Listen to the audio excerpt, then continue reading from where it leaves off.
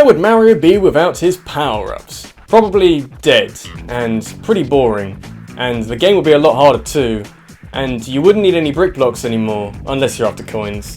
No one's ever after coins, are they? Let's face it, you take Mario's mushrooms away and not only will he get incredible withdrawal symptoms, but it takes a bit of character away from the platformer we know and love. Power-ups are as much of a part of Mario as the end flagpole.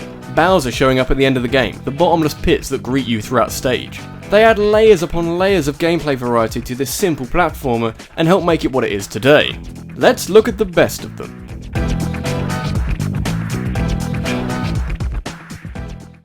The Super Mushroom has a very simple use. It makes normal small Mario into a taller Mario. Makes you think that Mario is a lot smaller than you think most of the time. But New Super Mario Bros. For the DS went one further than making him bigger by going in the other direction.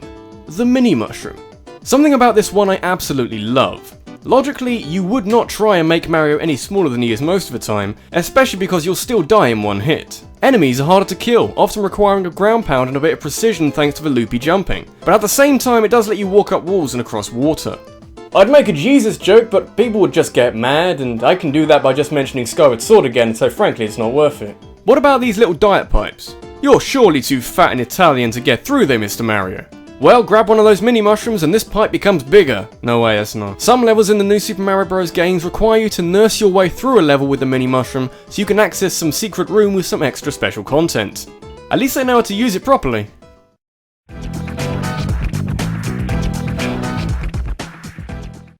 A lot of hype was given to the Super Bell from Super Mario 3D World.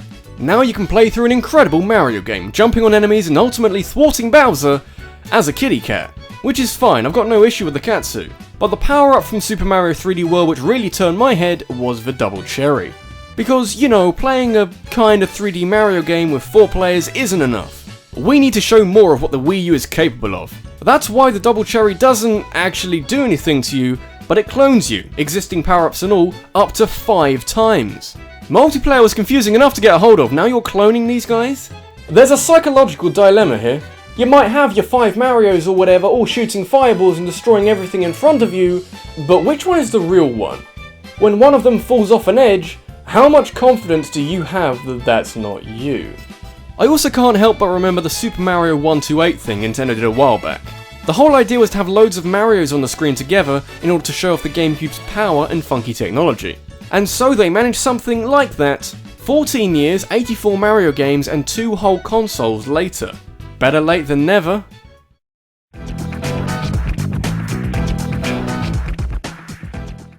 Mario Kart may seem like a very light-hearted racing game, but serious business goes down on a race-by-race basis.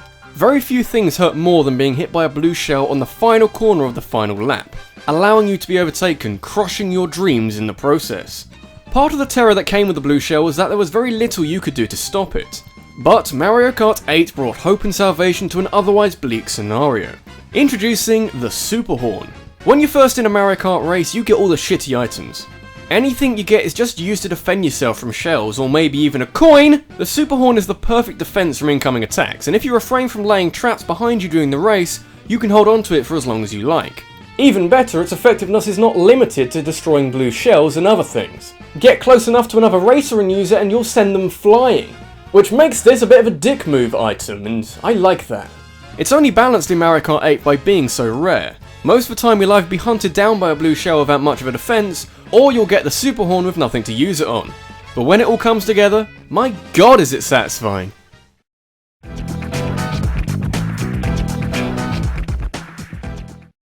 Do you know what's not very scary?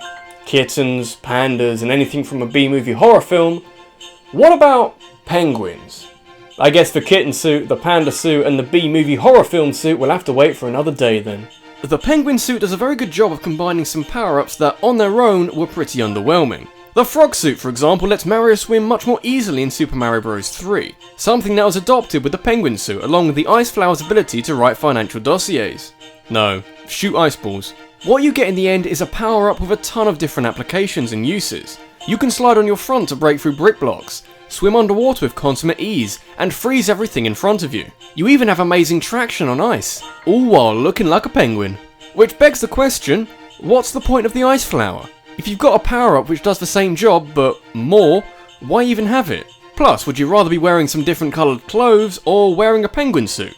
Yeah, don't even penguins.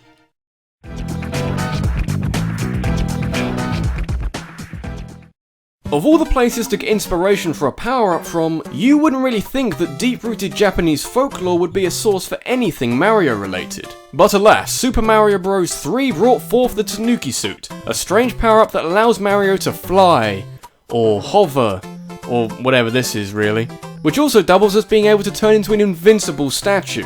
I don't know about you, but the idea of being invincible in a Mario game for longer than it takes for me to say this sentence is quite the appeal. Let alone that the Tanuki suit has impressive mythos with mischievous Japanese raccoon dogs. You don't get that sort of origin stories with Call of Duty, but imagine if you did. I'd buy the shit out of that game. The Tanuki suit gave an awful lot more maneuverability to a game that was trying to push boundaries anyway. Suddenly, merely jumping isn't all you can do to get around a level. You can launch your way through levels if you want, taking a more tactical approach rather than going in all guns blazing, jumping on whatever the fuck you want. Helps also that you can slow your descent down so you can gain control whenever the mood takes you, so you can play the game properly? The importance of the Tanuki suit is better illustrated in Super Mario 3D Land, where it made a comeback and in a big way. Now the game is more built around the power-up, with some of the enemies sporting a fluffy tail and secrets only obtainable by using the Tanuki suit. Bowser himself even takes it for a spin. I'll see myself out.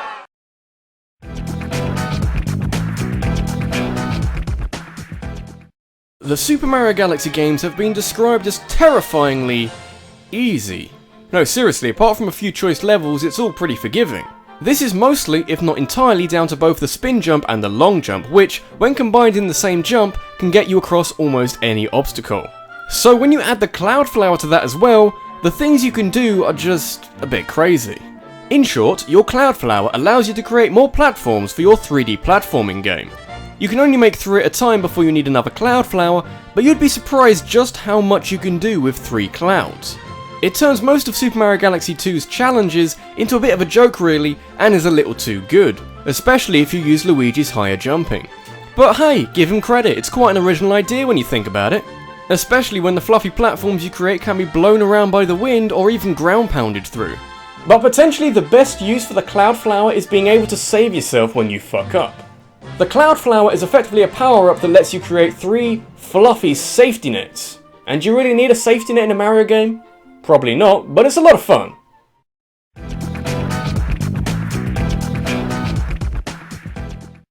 I said it briefly before, but Mario Party is about 90% luck.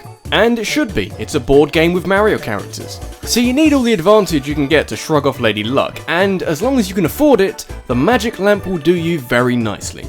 Sometimes the star will appear in a really obnoxious place. You're already fighting your friends for the right to buy it, now you're fighting the layout of the board you're playing on as well. The magic lamp is effectively the go-to item for the coin hoarders in Mario Party games.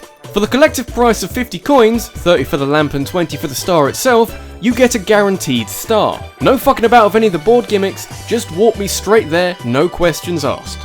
But that's just for half of it. I haven't even mentioned the Mushroom Genie yet. Yeah, there's a Mushroom Genie. And he's awesome. If the game just faded in and out and took you to the star spot, that would hardly be all that fun. Being taken into space on the back of the Mushroom Genie in Mario Party 2, or out of the sun in Mario Party 3, or bounced around by the Chunky Genie in Mario Party 4, you know, I think that might be better.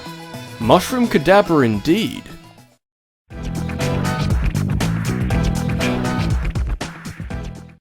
There aren't many ways to break a Mario game. I mean, you can glitch the fuck out of it, and I guess the Starman gives you a brief bit of invincibility, but there's not much which helps you long term. That is, if you ignore the glory of the Cape Feather from Super Mario World. Donut Plains 1 set the Mario world alight with new ideas. It's the first level in the game, and I think in the series to have a second hidden exit. But it also gave the world the Cape Feather, which without a shadow of a doubt is the most broken power-up in Mario history. If you've got enough room to get up to top running speed, you can launch yourself into the sky and fly straight through the stage. There might be all manner of bad guys just waiting to rip you a new one, but you can, if you want, just fly over the top of them and break the goal at the end of a stage. You can even slow down your descent with it to make sure you don't run into an enemy too abruptly. And above all else, let's not forget that the Cape Feather gave our mustachioed hero a cape. Other games gave him wings on his head or a funky tail, but this cape made our fat hero fly, and look pretty stylish too. That's pretty beautiful in a way.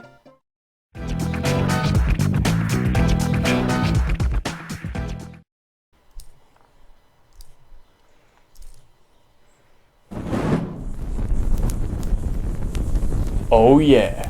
The Fire Flower is an absolute godsend. Maybe not so much anymore when we've got power-ups that can do all sorts of nonsense, but back in the day of classic 2D Mario, this is a projectile in your rather basic platformer. Loads of enemies can be killed in one shot from afar, meaning you haven't got to risk going over there and potentially losing power-ups and lives. Even better, and for reasons unbeknown to science, it's the single best power-up to use underwater. Maybe because it's just really hot fire, so hot the water means nothing to it, and the enemies are reduced to a single coin. And yet, for what might be considered the most staple of staple power-ups, with the exception of the Super Mushroom, it wasn't a part of Super Mario 64 and Super Mario Sunshine. Gone were the days of roasting Goombas and defying the basics of underwater physics, so you can imagine how satisfying it was to find and use it in Super Mario Galaxy, even if it was only there for a couple of levels and for around 20 seconds at a time.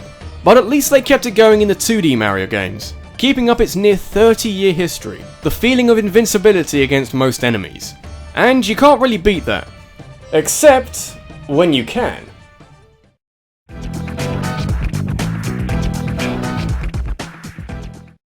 Earlier in the video, I was talking about some power-ups that combine the effects of other ones. You can have the power of the frog suit and ice flower in the penguin suit. You can have a combination of the P-wing and the tanuki suit in the cape feather.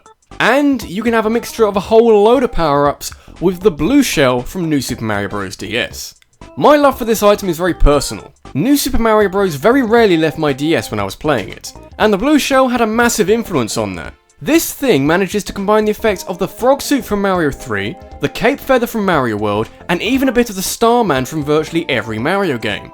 Contrary to the notion that the blue shell is a tool for crushing dreams of racers, the blue shell in this game lets you become a Koopa shell, basically. You gain some speed, a bit like the cape feather, and then you enter this semi-invulnerable state where Goombas, Koopas, and virtually all obstacles in the game are prey to your shell spinning.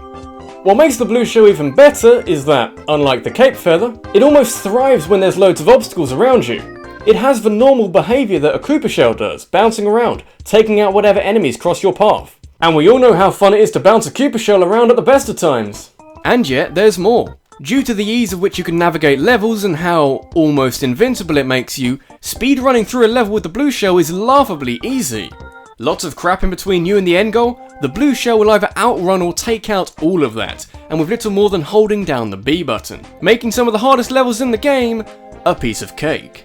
This has been RabbidLuigi, and Nintendo, I love your work and all, but would it be so hard to use this blue shell a bit more often?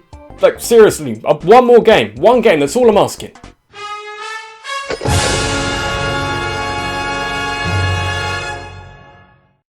Thank you very much for watching. This was the second top 10 of Mario Month, and we're not even halfway done with this thing, so be sure to stick around and subscribe if this is the kind of thing that makes your water vessel buoyant. Be sure to follow me on Twitter and like me on Facebook to keep up to date with all the goings-on about Mario Month and any future projects I might be doing.